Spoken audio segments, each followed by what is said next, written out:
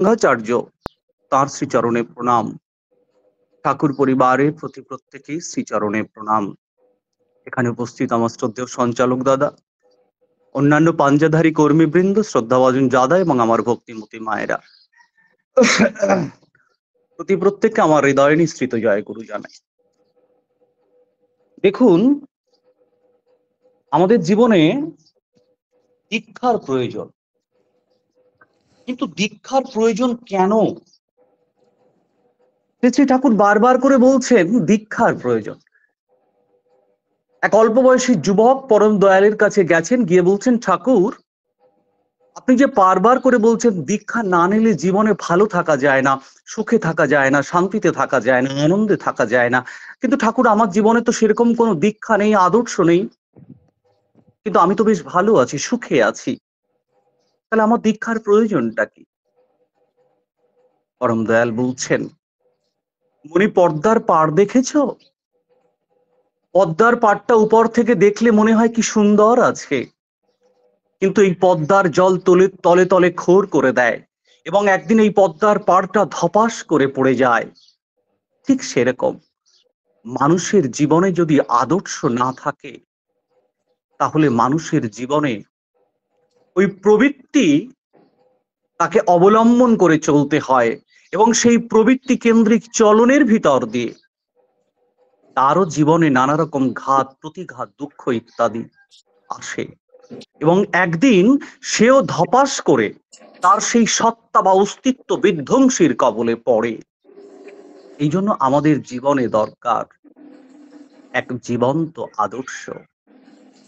উত্তানপাদ রাজা, এই উত্তানপাদ রাজার দুই স্ত্রী ছিল, সুনীতি আর সুরুচি।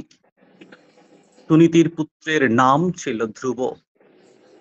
ধ্রুব একদিন তার বাবার কোলে বসতে যাচ্ছে, এমন সময় সুরুচি তাকে বলল যে ওই তোমার পিতার কোলে বসার অধিকার তোমার নেই। তখন তিনি বলছেন যে তোমার এই পিতার কোলে বসার অধিকার নেই, তোমাকে ভগবানের কাছ থেকে অনুমতি নিয়ে আসতে হবে তোমার ওই পিতার কোলে বসবার জন্য। ছোট্ট 5 বছরের বালক ধ্রুব মায়ের কাছে গেছেন, গিয়ে বলছেন, মা, আমি কি বাবার কোলে বসতে পারবো না? আমাকে বাবার কোলে বসবার জন্য কি আমাকে ভগবানের কাছে প্রার্থনা করতে হবে, সাধনা করতে হবে, অনুমতি নিতে হবে? মাও ব্যথিত চিত্তে বলছেন, বাবা, আমাদের তো ভগবান ছাড়া আর কেউ নেই। যাও, তুমি ভগবানের কাছে যাও, তুমি ভগবানকে তুমি সাধনার দ্বারা তার কাছ থেকেই তুমি অনুমতি নিয়ে আসো। নিষ্পাপ ছোট্ট 5 বছরের বালক এক কঠিন তপস্যায় ব্রত হলো, কঠিন সাধনায় রত হলো। তিনি এতখানি গভীরতম সাধনায় নিমজ্জিত হলেন যে ভগবানের আসন টলে গেল। নারদ মুনি বলছেন, প্রভু, এই ছোট্ট 5 বছরের বালক এত কষ্ট করে সাধনার দ্বারা আপনাকে প্রীত প্রসন্ন করার চেষ্টা করছেন, কিন্তু আপনি তাকে দয়া করছেন না কেন, কৃপা করছেন না কেন? তখন ভগবান নারদ মুনিকে বলছেন, নারদ মুনি, কি করে আমি তাকে দেখা দেব? তার যে দীক্ষা নেওয়া নেই। তাই নারদ মুনিকে দিয়ে ধ্রুব মহারাজকে দীক্ষা দেওয়ালেন। তাহলে দেখুন, ভগবানের সাথে যুক্ত না হলে ভগবান কখনো কৃপা করতে পারেন না। বিধি মানে তিনি বিধানকে নিজের জীবনে মূর্ত করে তোলেন। জগতের সৃষ্টিকর্তা তিনি, জগৎকে পরিচালনা করার জন্য তিনি যে বিধান তৈরি করেছেন, সেই বিধানকে তিনি টু দা লেটারে অর্থাৎ অক্ষরে অক্ষরে পরিপালন করেন। তিনি কখনো সেই বিধানকে অগ্রাহ্য করেন না। তাহলে আমরা আমাদের জীবনে যখন কোনো কষ্টের মধ্যে থাকি, যখন কোনো যন্ত্রণার মধ্যে থাকি, দুঃখের মধ্যে থাকি, আমরাও পরম পিতার শরণাগত হই। কিন্তু যেহেতু আমরা তার সাথে যুক্ত থাকি না, তাই আমাদের যন্ত্রণা তার হৃদয়কে স্পর্শ করলেও তিনি কৃপা করতে পারেন না। কারণ তিনি যে বিধানটা সৃষ্টি করেছেন, যে নিয়মটা সৃষ্টি করেছেন, তার সাথে যুক্ত থাকতে হবে। সেই বিধানটাকে না মেনে যদি আপন মতো বা খেয়াল মতো যদি তার শরণাগত হই, তিনি কিন্তু আমাদেরকে কৃপা করতে পারেন না। এই জন্যই তার সাথে যুক্ত হওয়া লাগে। এতে গেল ঈশ্বর প্রাপ্তির জন্য। কিন্তু আমরা যারা সাধারণ মানুষ, ধর্ম যখন বিপাক বাহনে ব্যর্থ অর্থে ধায়, প্রেরিত অবতীর্ণ হন, পাপী পরিত্রাণ পায়। কলিকালে পরম দয়াল বলছেন ৩ ভাগ অধর্ম আর ১ ভাগ ধর্ম। তাহলে ৩ ভাগ অধর্ম যেখানে সৃষ্টি হয়েছে, মানুষ যেখানে তার শারীরিক, মানসিক, বৌদ্ধিক, আধ্যাত্মিক সব দিক থেকে যেখানে পিছিয়ে পড়েছে, মানুষ যেখানে অতি দুর্বল হয়ে গেছে, সেখানে ঈশ্বর প্রাপ্তি তো অনেক পরে। মানুষ বর্তমান সময় যদি আমি আমার দিকে তাকাই, আমরা যদি আমাদের দিকে তাকাই, তাহলে একটা জিনিস দেখব যে আমরা আমাদের জীবনের নানাবিধ সমস্যা সমাধানের জন্য ভগবানের কাছে আমরা গেছি, ভগবানের শরণাগত আমরা হয়েছি। তাহলে সেই সমস্যা সৃষ্টির কারণটা কি? এই কারণটাই আলোচনা করব। এখানেই প্রয়োজন দীক্ষার।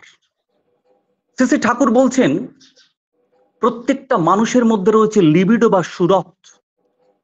এই লিবিডো বা সুরতকে শ্রী শ্রী ঠাকুর বলছেন লাইফ আর্জ বা আকুতি। এই লাইফ আর্জ বা আকুতির ভিতর দিয়ে একজন পুরুষের একজন স্ত্রীর প্রতি টান হয়, একজন স্ত্রীর একজন পুরুষের প্রতি টান হয়। এই পারস্পরিক টানের ভিতর দিয়ে তাদের মধ্যে যে মিলন তৈরি হয় বা সেই মিলনের ভিতর দিয়ে সৃষ্টি হয় জায়গট, অর্থাৎ পুরুষের স্পার্ম এবং মায়েদের ওভামের মিলনের মধ্যে দিয়ে তৈরি হয় জায়গট। পরম দয়াল বলছেন এই জায়গটটা হলো জীবাত্মা। এই জায়গট হলো জীবাত্মা। এই জীবাত্মার মধ্যে দুটো জিনিস থাকে, একটা হলো ইনস্টিংক্ট, সংস্কার, আর একটা হলো টেম্পারমেন্ট। এই যে আত্মা কথাটি এখানে পরম দয়াল বলছেন, শ্রী শ্রী ঠাকুর বলছেন আত্মা কথাটি এসেছে অত ধাতু থেকে, যার অর্থ হলো চলমান। এই চলমানতাটা কেন? শ্রী শ্রী ঠাকুর এখানে বলছেন এই চলমানতাটার মধ্যে রয়েছে ইনস্টিংক্ট এবং টেম্পারমেন্ট। এই ইনস্টিংক্ট এবং টেম্পারমেন্টের মধ্যে যখন কনফ্লিকশন বা দ্বন্দ্ব তৈরি হয়, তখনই কিন্তু এই যে জীবাত্মা বা জায়গোট সেল ডিভিশন করতে শুরু করে। যখন সেল ডিভিশন করতে শুরু করে, কোষ বিভাজন করতে শুরু করে, তখন আমাদের শরীরটা ফর্ম করতে শুরু করে, মানব দেহ বা মানব বডিটাকে ফর্ম করতে শুরু করে। যখন আমাদের মানব দেহ বা মানব বডি ফর্ম করে, অর্থাৎ এই যে বডিটা তৈরি হলো এবং তার ভিতরে 3টে জিনিস আবার দেখা যায়। সেই 3টে জিনিস কি কি? সেই 3টে জিনিসের ক্ষেত্রে শ্রী শ্রী ঠাকুর বলছেন যে একটা হলো সত্তার সংরক্ষণ, সত্তার পোষণ এবং সত্তার বর্ধন। এখানেই শ্রী শ্রী ঠাকুর কি চমৎকার একটি কথা বললেন দেখেন। এই যে আমরা ব্রহ্মা বিষ্ণু মহেশ্বরের কথা বলি, শ্রী শ্রী ঠাকুর বলছেন এই সত্তার সংরক্ষণ, সত্তার পোষণ এবং সত্তার সম্বর্ধন, এই 3টেই হলো জীবন ক্ষেত্রের ব্রহ্মা বিষ্ণু মহেশ্বর। জীবন ক্ষেত্রের ব্রহ্মা বিষ্ণু মহেশ্বর, এই জীবন ক্ষেত্রের ব্রহ্মা বিষ্ণু মহেশ্বরের এই যে সত্তার সংরক্ষণ, পোষণ এবং বিস্তার বা বর্ধন, এই 3টে জিনিসের ভিতর থেকে মানুষের মধ্যে আসে পঞ্চ চাহিদা। সেটা কি কি? সেটা হলো ক্ষুধা, তৃষ্ণা, অহং, লোভ, ভয়, অস্মিতা। একটু ভুল হয়ে গেল। শ্রী শ্রী ঠাকুর বলছেন এই পঞ্চ চাহিদার মধ্যে রয়েছে লোভ, অস্মিতা, যাই হোক আমার একটু যেহেতু আমি আনপ্রিপেয়ার্ড ছিলাম, এই যে পঞ্চ চাহিদা মানুষের জীবনে রয়েছে, এই পঞ্চ চাহিদার ভিতর দিয়ে, এই পঞ্চ চাহিদার মধ্যে যখন কনফ্লিক্ট তৈরি হয়, যখন দ্বন্দ্ব তৈরি হয়, সেই দ্বন্দ্বের ভিতর থেকে আসে আমাদের মধ্যে মানে প্রবৃত্তি বা কমপ্লেক্স। এই কমপ্লেক্স যখন আমাদের মধ্যে আসে, সেই কমপ্লেক্স গুলো ভীষণ শক্তিশালী একটা জিনিস। শ্রী শ্রী ঠাকুর বলছেন এই কমপ্লেক্স গুলো একটা ওয়াটার টাইট কম্পার্টমেন্ট, একটা দুর্ভেদ্য বা একটা অচ্ছেদ্য একটা জায়গা। অর্থাৎ এই কমপ্লেক্স গুলো এতটাই শক্তিশালী থাকে যে সেগুলোকে কন্ট্রোল করা যায় না, সেগুলোকে নিয়ন্ত্রণ করা যায় না।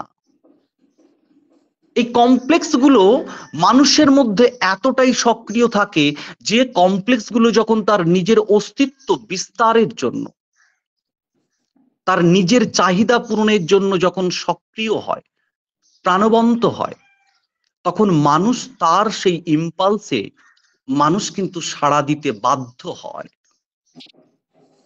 এবার যখন এই ইম্পালসে সাড়া দিতে বাধ্য হয়, তখন মানুষ ঠিক তদানুযায়ী চাহিদা পূরণে কিন্তু পরিব্যাপ্ত হয়।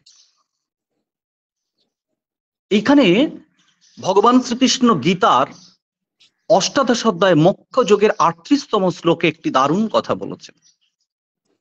শ্রী শ্রী ঠাকুর বলছেন, মানে ভগবান শ্রীকৃষ্ণ বলছেন যে এই যে প্রবৃত্তি কেন্দ্রিক যে সুখ আমরা লাভ করি, সেই সুখটা কিন্তু প্রথম কথা অমৃতের ন্যায়, কিন্তু পরবর্তী ক্ষেত্রে সেটা বিষের মতো মনে হয়।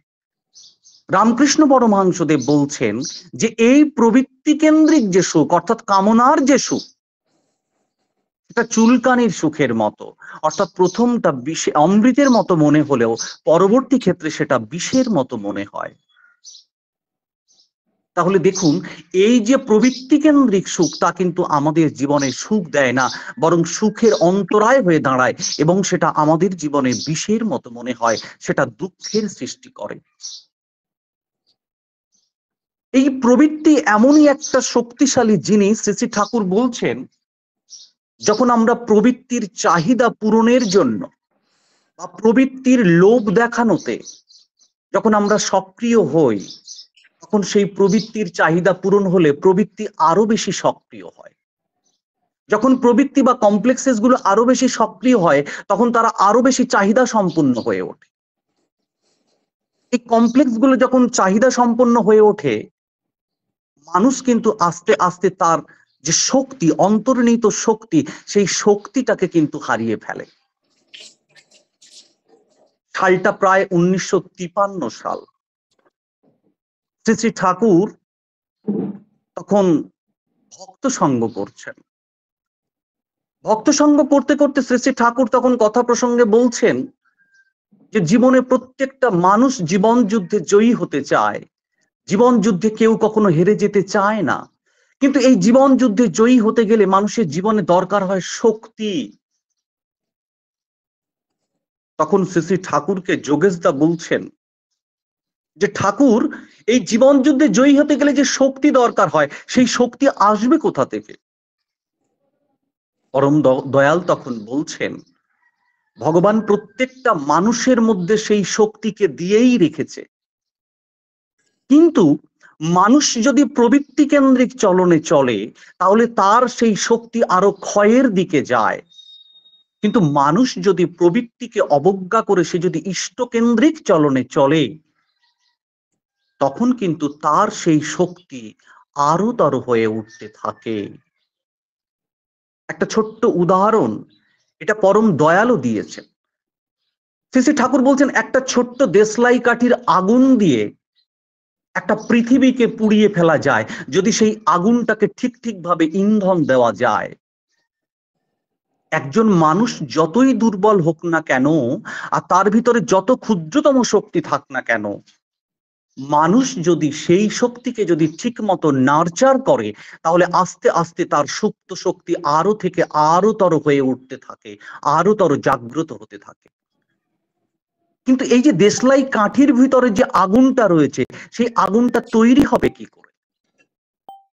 তার জন্য দেশলাইয়ের বাক্সের এই একটা সাইডে যে একটা পাতলা বারুদের আস্তরণ থাকে, সেই পাতলা বারুদের আস্তরণের সাথে দেশলাইটাকে ঠুকতে হয়, ঘষতে হয়। ঠিক সেরকম একটা মানুষের মধ্যে যত ক্ষুদ্রই শক্তি থাক না কেন, সে যদি পরম পিতার সাথে নিজেকে যুক্ত করে, তাহলে পরম পিতার সেই শক্তি আস্তে আস্তে তার মধ্যে সঞ্চারিত হয়, তার সেই সুপ্ত শক্তি জাগরিত হতে থাকে। এই জন্যই জীবনে দরকার হয় দীক্ষা।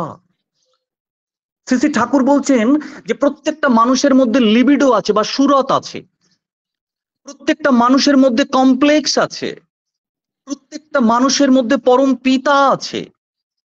এই যে কমপ্লেক্স, সেই কমপ্লেক্সের থেকে আমার লিবিডো, অর্থাৎ এই যে লাইফ আর্জ, লাইফের একটা আকুতি, শ্রী শ্রী ঠাকুর এই লিবিডোটাকে ব্যাখ্যা করতে গিয়ে তিনি বলছেন লিবিডো হচ্ছে অ্যাক্টিভ আর্জ টু ফুলফিল, অর্থাৎ কোনো কিছু পরিপূরণ করবার আকুতি। এটা প্রত্যেকটা মানুষের মধ্যে রয়েছে। দেখুন কত সায়েন্টিফিক, ধর্ম কত বিজ্ঞানসম্মত। কথা বলবে না, চুপচাপ বসে থাকবে। তাহলে এটা কত বিজ্ঞানসম্মত। এই যে জীবনের যে আকুতিটা রয়েছে, আমাদের জীবনে যখন কোনো জীবন্ত আদর্শ না থাকবে, তাহলে সেই লাইফ আর্জ বা লিবিটোটা গিয়ে পড়বে কিন্তু ওই কমপ্লেক্সের উপরে। আর কমপ্লেক্স গুলো প্রতিনিয়ত তাদের চাহিদা পূরণের জন্য উদগ্র হয়ে আছে, ব্যস্ত হয়ে আছে। তাহলে সেই লিবিডোটা কি করবে? আমার জীবনে যখন জীবন্ত আদর্শ থাকবে না, তখন কমপ্লেক্স গুলোকে ফুলফিল করবে। কিন্তু সেই জায়গা থেকে যদি আমরা মোড়টাকে ঘুরিয়ে যদি আমরা আদর্শের দিকে আনতে পারি, আদর্শের দিকে যদি সেই লিবিডের আকুতিটাকে যদি ফেলতে পারি, তাহলে কমপ্লেক্স গুলো আস্তে আস্তে অ্যাডজাস্টেড হয়ে যায়। এই কমপ্লেক্স গুলো যখন আস্তে আস্তে অ্যাডজাস্ট হয়ে যাবে, তখনই আমাদের মধ্যে যে অস্থিরতা রয়েছে, আমাদের মধ্যে যে দুর্বলতা রয়েছে, এই দুর্বলতা গুলো দূরীভূত হবে এবং ভগবানের অসীম আশীর্বাদে প্রত্যেকটা মানুষের মধ্যে যে মানে শক্তি রয়েছে, সেই শক্তি কিন্তু একটু একটু করে জাগ্রত হবে। এই প্রবৃত্তি কেন্দ্রিক চলনের ভিতর দিয়ে কি হয়? শ্রী শ্রী ঠাকুর বলছেন একজন মানুষ যখন তার প্রবৃত্তি কেন্দ্রিক চলনে চলে, এই প্রবৃত্তি কেন্দ্রিক চলনের ভিতর দিয়ে তার মস্তিষ্কের যে সূক্ষ্ম সূক্ষ্ম নার্ভ গুলো রয়েছে, সেই সূক্ষ্ম সূক্ষ্ম নার্ভ গুলো কিন্তু তার সেন্সেশন পাওয়ারটাকে কিন্তু হারিয়ে ফেলে। এই জন্য দেখবেন শ্রী শ্রী ঠাকুর যে ঠাকুর শব্দটি তার ব্যাখ্যা দিয়েছেন, সেখানে শ্রী শ্রী ঠাকুর কি বলছেন? ঠাকুর মানে যিনি ঠক্কর দিয়ে প্রবৃত্তি অভিভূত চেতনার বিকাশ ঘটান। দেখুন, প্রবৃত্তি অভিভূত চেতনা, এই কথাটি কত মারাত্মক। অর্থাৎ আমাদের যে সেন্সেশনটা, পাওয়ারটা, সেটা কমপ্লেক্সেস দ্বারা কিন্তু আচ্ছাদিত থাকে। তাই কমপ্লেক্স গুলোকে যখন আমরা অ্যাডজাস্টেড করি, এই কমপ্লেক্স গুলোকে অ্যাডজাস্টেড করলে আমাদের মধ্যে যে চেতনা আসে, অর্থাৎ আমাদের মস্তিষ্কের যে সূক্ষ্ম সূক্ষ্ম নার্ভ গুলো আছে, সেই নার্ভ গুলো কিন্তু আরো সেন্সেশন হয়ে যায়। একটা ছোট্ট উদাহরণ দিলে আরো পরিষ্কার হয়। দেখুন, শ্রী শ্রী ঠাকুর বলছেন আমি একবার মাছ খেয়েছিলাম। এই মাছ খাওয়াটাও কেন এত অধর্ম? শ্রী শ্রী ঠাকুর বলছেন আমি একবার যখন মাছ খেয়েছিলাম, আমি আমার মধ্যে 14 দিন আমার মানে সূক্ষ্ম সেন্সেশন পাওয়ারটা হারিয়ে গিয়েছিল। যে সূক্ষ্ম সূক্ষ্ম অনুভূতি ছিল, সেই অনুভূতিটা আমি 14 দিন ধরে অনুভব করতে পারিনি। তাহলে দেখুন, মাছ খাওয়াটাও কিন্তু একটা কিন্তু অধর্ম, এবং তার ভিতরে যে জিনিসটা রয়েছে সেটা হলো লোভ। কারণ আমরা কিন্তু কেউ স্বাস্থ্যের দিকে তাকিয়ে কিন্তু মাছ মাংস খাই না। অধিকাংশ ক্ষেত্রে মানুষ জানে না এবং তারা সেখানে কিন্তু এই মাছ মাংসটা লোভে পড়েই খায়। তাহলে দেখুন, এই মাছ মাংস খাওয়াটাও অধর্ম, এবং যার ভিতর থেকে আমার মস্তিষ্কের সেন্সেশন পাওয়ারটা ড্যামেজ হতে থাকে। অর্থাৎ এই লোভের জাগরণ যখন হয়, তখন আমাদের মস্তিষ্কের সেন্সেশন পাওয়ারটা নষ্ট হয়। তাই শ্রী শ্রী ঠাকুর বলছেন এই প্রবৃত্তি কেন্দ্রিক চলনে যখন আমরা চলি, আর এই প্রবৃত্তিগুলি কিন্তু আস্তে আস্তে আস্তে আস্তে করে আরো বেশি শক্তিশালী হয়ে উঠতে থাকে। আরো একটি উদাহরণ এখানে প্রসঙ্গক্রমে বলা যেতে পারে। আজ আমি 10 টাকা ইনকাম করি, আমার মনে হচ্ছে আমি যদি 20 টাকা ইনকাম করতে পারতাম। 20 টাকার জায়গায় যখন আমি ইনকাম করে ওটাকে যখন 50 টাকাতে নিয়ে গেলাম, তখন মনে হচ্ছে ওটা যদি আমি 100 টাকা করতে পারতাম। যখন আমি 100 টাকা উপার্জন করতে পারলাম, তখন মনে হচ্ছে এটা যদি 500 টাকা হতো। দেখুন, ডিমান্ড কিন্তু বেড়ে যাচ্ছে। শ্রী শ্রী ঠাকুর বলছেন এই প্রবৃত্তিগুলি এতটাই শক্তিশালী এবং এতটাই এরা মানে অতৃপ্ত, যে এদের লাখো চাহিদা পূরণ করলেও এদেরকে কখনো সন্তুষ্ট করা যায় না। এই কমপ্লেক্স গুলোর ডিমান্ডকে যখন আমরা পূরণ করি, তখন কমপ্লেক্স গুলো আরো বেশি বেশি করে তারা চাহিদা সম্পূর্ণ হয়ে ওঠে। তাই কমপ্লেক্স গুলো যখন আমার মধ্যে প্রচুর পরিমাণে চাহিদা সম্পূর্ণ হয়ে উঠবে, তখন কিন্তু আস্তে আস্তে করে আমার বিবেক, আমার সূক্ষ্ম চেতনা, আমার বুদ্ধিমত্তা অর্থাৎ সাত্ত্বিক বুদ্ধিমত্তা সমস্ত কিছু কিন্তু ধ্বংসের দিকে যাবে। তাই ভালোটা কি মন্দটা কি আমরা কিন্তু হারিয়ে ফেলবো। এই অনুভূতিটাই মানুষের থাকে না। যদি আমরা সমাজের দিকে লক্ষ্য করি তাহলে দেখব কিছু মানুষ আছেন যারা কিন্তু অন্যায় করেছেন, জেল খেটেছেন, পানিশড হয়েছেন, তার সত্ত্বেও গিয়ে দেখবেন তারা আবার কিন্তু সেই অন্যায় কাজে লিপ্ত হচ্ছে। কেন? এর মধ্যেও আরো একটি সূক্ষ্ম কারণ আমার পরম দয়াল বলেছেন। শ্রী শ্রী ঠাকুর বলছেন মানুষ যখন প্রবৃত্তি কেন্দ্রিক চলনে চলে, সেই প্রবৃত্তি কেন্দ্রিক চলনে চলার ভিতর দিয়ে তার মস্তিষ্কের মধ্যে ওই কাজের একটা ছাপ থেকে যায়। ওই ছাপের কারণে ওখান থেকে আসে ইম্পালস, সেটা আমাদের মস্তিষ্কের ডিপার লেয়ারে হয়। সেই ইম্পালসই তাকে আবার অমন্তর কর্মে নিয়োজিত করে। তাই গীতাতে বলা হয়েছে একমাত্র ইষ্টপ্রীত্যর্থ কর্ম ব্যতীত সমস্ত কিছুই আমাদেরকে কর্মবন্ধনে বন্ধিত করে। এটা গীতার ৪র্থ অধ্যায় জ্ঞান যোগে এই কথাগুলো খুব স্পষ্টভাবে ভগবান শ্রীকৃষ্ণ বলেছেন। তাহলে কি আমরা যখন প্রবৃত্তি কেন্দ্রিক কোনো কর্ম করব, সেই প্রবৃত্তি কেন্দ্রিক কর্মই আমাদেরকে ওই ধরনের কর্মের মধ্যে একটা কিন্তু বন্ধিত করবে, আর আমরা ওই ধরনের কর্মের মধ্যে নিয়োজিত হব। আমাদের সত্তা কিন্তু বিধ্বংসীর কবলে যাবে, কারণ আমাদের মধ্যে আছে লিবিডো। সেই লিবিডো কিন্তু ওই কমপ্লেক্সের ডিমান্ড গুলোকে ফুলফিল করে। তাই ঠাকুর বলছেন জীবনে একটা জীবন্ত আদর্শ থাকা চাই। এই জীবন্ত আদর্শকে যখন আমরা ফুলফিল করার চেষ্টা করি, তখন আমাদের মধ্যে যে কমপ্লেক্স গুলো আছে সেই কমপ্লেক্স গুলো ন্যাচারালি অ্যাডজাস্টেড হতে থাকে। সূর্য যখন পূর্বের দিশে আলো দেয়, পশ্চিমের দেশগুলো অন্ধকার থাকে। যখন পশ্চিমের দেশকে আলো দেয় তখন পূর্বের দেশগুলো অন্ধকার থাকে। আমাদের মধ্যে লিবিডো আছে, সেই লিবিডো যদি আমার মধ্যে ইষ্টকে যদি পরিপূরণ করার জন্য যদি সক্রিয় থাকে, তখন কমপ্লেক্স গুলো কিন্তু আস্তে আস্তে অ্যাডজাস্টেড বা নিয়ন্ত্রিত হয়ে যায়। এই জন্যই জীবনে দরকার হয় আদর্শ।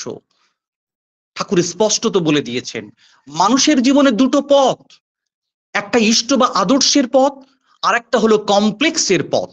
মানুষ যখন ইষ্ট বা আদর্শের পথকে গ্রহণ করবে না, তাকে ন্যাচারালি কমপ্লেক্সের পথে যেতেই হবে, এছাড়া আর তৃতীয়ত কোনো পথ নাই। তাহলে আদর্শের পথ হলো আমার সত্তা সম্বর্ধনী পথ, আর কমপ্লেক্সের পথ হলো আমার সত্তা বিধ্বংসীর পথ। হে পথিক, তুমি ভেবে নাও তুমি কোন পথে যাবে, তুমি জীবনের পথে যাবে নাকি তুমি মরণের পথে যাবে। তাহলে প্রশ্ন আসতে পারে এই কমপ্লেক্স গুলো তাহলে ঠাকুর দিলেন কেন, ভগবান দিলেন কেন আমাদের মধ্যে, যদি এই কমপ্লেক্স গুলো আমার সত্তাকে বিধ্বংসীর দিকে নিয়ে যায়। এখানেই পরম দয়াল বলছেন কি চমৎকার কথা, যে আমাদের মধ্যে যে কমপ্লেক্স গুলো আছে এই কমপ্লেক্স গুলো আমার সত্তাকে কিন্তু সম্বর্ধনার দিকে নিয়ে যাওয়ার জন্য, আমার সত্তাকে পরিপূরণ করবার জন্য এই কমপ্লেক্স গুলো দিয়েছেন। তাহলে এই কমপ্লেক্স গুলো কখন আমার সত্তাকে পরিপূরণ করে? শ্রী শ্রী ঠাকুর এখানে কি চমৎকার ব্যাখ্যা দিলেন দেখেন।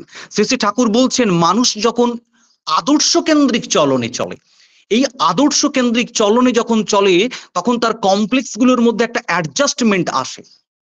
যখন কমপ্লেক্স গুলোর মধ্যে একটা অ্যাডজাস্টমেন্ট আসে তখন কমপ্লেক্স গুলোর মধ্যে একটা ইন্টার ফুলফিলিং হয়।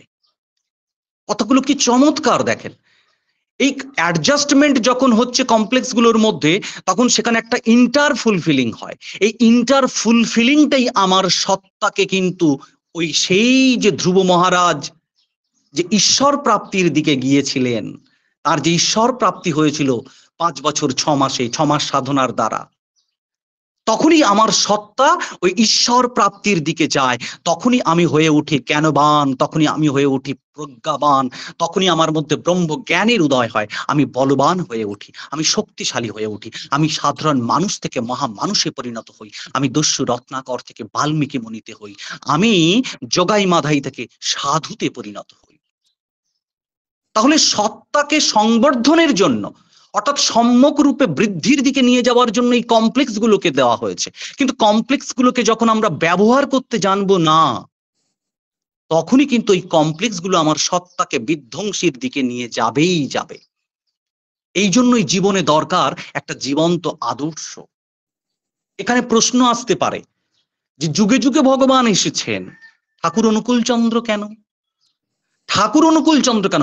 কমপ্লেক্সকে যদি আমার নিয়ন্ত্রণ করতে হয় তাহলে তো আমি ভগবান শ্রীকৃষ্ণকে ধরে করতে পারি, রামচন্দ্রকে ধরে করতে পারি, ভগবান অনুকূল চন্দ্রকে কেন? এখানেই পরম দয়াল একটি দারুণ কথা বলেছেন। পরম দয়াল বলছেন, না ধরে প্রেরিত বর্তমান অন্ধতমে হয় প্রয়াণ। শ্রী ঠাকুর বলছেন, প্রেরিত বর্তমান পুরুষোত্তমকে না ধরলে আমাদের কমপ্লেক্সের গায়ে অর্থাৎ বৃত্তি প্রবৃত্তির গায়ে হাতই পড়ে না। আবার শ্রী ঠাকুর যখন ঠাকুর শব্দের ব্যাখ্যা দিয়েছেন তিনি কি বলছেন? ঠাকুর মানে যিনি ঠোক্কর দিয়ে প্রবৃত্তি অভিভূত চেতনার বিকাশ ঘটান। তাই প্রেরিত বর্তমান পুরুষোত্তমকে না ধরলে আমার কমপ্লেক্সের মধ্যে ঠোক্কর দেওয়ার কেউ নাই। কেন নাই? কারণ পূর্বতনকে অধিকার করিয়াই প্রেরিত বর্তমান পুরুষোত্তমের আবির্ভাব। পূর্ব অবতারদেরকে অবলম্বন করেই প্রেরিত বর্তমান পুরুষোত্তম। শ্রী ঠাকুর বলছেন, প্রেরিত বর্তমান পুরুষোত্তমের মধ্যে পূর্বতনরা থরে থরে সাজানো আছে।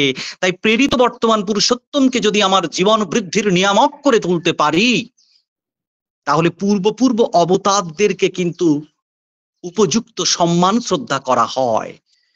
কিন্তু আমি যদি জীবন বৃদ্ধির পথে চলতে গিয়ে প্রেরিত বর্তমান পুরুষোত্তমকে না গ্রহণ করে যদি পূর্বতনকে অবলম্বন করে থাকি তাহলে শ্রী ঠাকুর বলছেন যে আমি পূর্বতনকে অবলম্বন করে আছি কিন্তু প্রেরিত বর্তমানের প্রতি আমার শ্রদ্ধা নেই।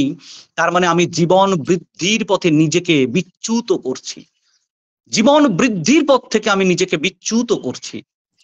তাই শ্রী ঠাকুর বাণী বললেন, না ধরে প্রেরিত বর্তমান অন্ধতমে হয় প্রয়াণ। যে পঞ্চ চাহিদার কথা আমি বলতে গিয়ে ভুলে গিয়েছিলাম, সেই পঞ্চ চাহিদার মধ্যে শ্রী ঠাকুর যেটা বলেছেন, আহার, নিদ্রা, ভয়, মৈথুন ও স্মিতা। এই যে সত্তার মধ্যে যে তিনটে জিনিস থাকে, যেটা জীবন ক্ষেত্রে ব্রহ্মা, বিষ্ণু, মহেশ্বর, সেই কি সেটা? সেটা হলো সত্তার সংরক্ষণ, সত্তার বর্ধন এবং সত্তার পোষণ। এখান থেকে যে পঞ্চ চাহিদার সৃষ্টি হয়, যেটা আমি বলতে গিয়ে ভুলে গিয়েছিলাম। পরম দয়াল কি বলছেন? আহার, নিদ্রা, ভয়, মৈথুন ও স্মিতা, এই পঞ্চ চাহিদা। এই পঞ্চ চাহিদার মধ্যে যখন কনফ্লিক্ট তৈরি হয়, দ্বন্দ্ব তৈরি হয়, সেখান থেকেই সৃষ্টি হয় কমপ্লেক্স। তাহলে দেখুন, আমাদের জীবনে বাঁচার জন্য দরকার প্রেরিত বর্তমান পুরুষোত্তম, অর্থাৎ একটা জীবন্ত আদর্শ। তাহলে জীবন্ত আদর্শকে পেলাম, কমপ্লেক্সকে বুঝলাম, কিন্তু পরম দয়ালকে ধরেছি, তাহলে আমার জীবনের উন্নতি হচ্ছে না কেন? এখানে শ্রী ঠাকুর একটি দারুণ বাণী দিয়েছেন, বিধির বিধান পালবে তুমি যতখানি বা যতটুকু, কেটে ছেটে পাবেও তুমি ততখানি বা ততটুকু। শ্রী ঠাকুর আলোচনা প্রসঙ্গের নবম খণ্ডের 100তম পেজে শ্রী ঠাকুর পরিষ্কার একটি কথা বলেছেন। শ্রী ঠাকুর বলছেন যে আমরা ধর্মের নাম করে প্রবৃত্তি পোষণার্থে জীবন পরিচালনা করি। আরেকটি জায়গায় শ্রী ঠাকুর আলোচনা প্রসঙ্গে তিনি বলছেন যে ধর্ম করা আর ধর্মের পোজ নিয়ে চলা এক জিনিস নয়।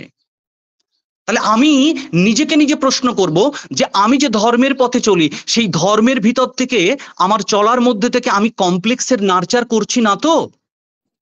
সত্যি কি আমি আমার কমপ্লেক্সেস গুলো, আমার এই যে প্রবৃত্তিগুলো, সেগুলোকে আমি অ্যাডজাস্টেড করার জন্য কি প্রয়াসী? সত্যি কি আমি আমার জীবন পথে ইষ্টকে প্রতিষ্ঠা করার জন্য প্রয়াসী? নাকি ইষ্টকে ধরে আমি আমার কমপ্লেক্স গুলোকে নার্চার করার চেষ্টা করছি? আমি ভাবছি যদি ঠাকুরের পথে চলে যদি আমার চাকরিটা হয়ে যায়, আমি ঠাকুরের পথে চলে যদি আমার এই পাওয়াটা হয়ে যায়, তাহলে এমনতর চাহিদা সম্পূর্ণ ভাবনা নিয়ে যখন আমি ইষ্টভৃতি করছি, যজন যাজন করছি, ঠাকুরের পথে চলছি, সেটা কি সত্যি ধর্মের পথে চলা নাকি ধর্মের পোজ নিয়ে চলা? ঠাকুর তাই বলছেন, ধর্মের পথে চলা আর ধর্মের পোজ নিয়ে চলা এক জিনিস নয়। দীক্ষা নিয়ে ভাবছো মনে এবার বুঝি সবই হলো, তা তো নয়, তা তো নয়। নিষ্ঠা ভরে যদি না পালো, এই নিষ্ঠার সাথে রয়েছে ত্যাগ। অর্থাৎ আমার প্রবৃত্তির চাহিদাকে বাদ দিয়ে যখন কেবলমাত্র ইষ্টের চাহিদা পূরণের জন্য অনাকাঙ্ক্ষিত হয়ে চলবো, তখনই হয় নিষ্ঠা ভরে চলা, তখনই হয় ভক্তি, আর আমি তখনই হই ভক্ত। অমন্তর চলন যদি না থাকে তাহলে আমরা ইষ্টকেন্দ্রিক আর হতে পারলাম না। কোটি জন্ম কর যদি নাম সংকীর্তন, তথাপি না মেলে ব্রজের ব্রজেন্দ্র নন্দন। এক জন্ম, শত জন্ম, হাজার লক্ষ জন্ম নয়, কোটি জন্ম করেও জীবন বৃদ্ধির পথে এগোতে পারবো না। আত্মেন্দ্রিয় প্রীতি ইচ্ছা তারে বলে কাম, কৃষ্ণেন্দ্রিয় প্রীতি ইচ্ছা ধরে প্রেম নাম। অর্থাৎ আমার আত্মেন্দ্রিয় প্রীতি, অর্থাৎ আমার কমপ্লেক্সের ডিমান্ডকে পূরণ করার জন্য যখন আমি ইষ্টকে অবলম্বন করে চলেছি, তখন সেটা কিন্তু আমার ওই আত্মেন্দ্রিয় প্রীতি ইচ্ছা হয়, অর্থাৎ কমপ্লেক্সের চাহিদা পূরণের জন্য আমার ইষ্টের পথে চলা। আত্মেন্দ্রিয় প্রীতি ইচ্ছা তারে বলে কাম, কৃষ্ণেন্দ্রিয় প্রীতি ইচ্ছা ধরে প্রেম নাম। যখন আমি ইষ্টের ইচ্ছা পূরণের জন্য তার পথে চলবো, তখনই হয় আমার তার প্রতি প্রেম। তাহলে কমপ্লেক্স আমার মধ্যে আছে, থাকবে। এই কমপ্লেক্স কিন্তু আমার সত্তাকে সম্বর্ধনের জন্য ভগবান আমার মধ্যে দিয়েছেন, কিন্তু তাকে ব্যবহার যদি উপযুক্ত রূপে না করতে পারি, তাহলে তাই কিন্তু আমার মৃত্যুকে ঘটিয়ে দেবে। এই জন্যই আমাদের জীবনে দরকার জীবন্ত আদর্শ, এই জন্যই জীবনে দরকার দীক্ষা, এই জন্যই জীবনে দরকার সমস্ত প্রবৃত্তিকে রত নিয়ে, মানে সমস্ত প্রবৃত্তি তার শ্রীচরণে রেখে তাঁরই সেবায় নিজেকে রত থাকা। সবাইকে জয় গুরু, সবাই ভালো থাকবেন, সবাইকে জয় গুরু।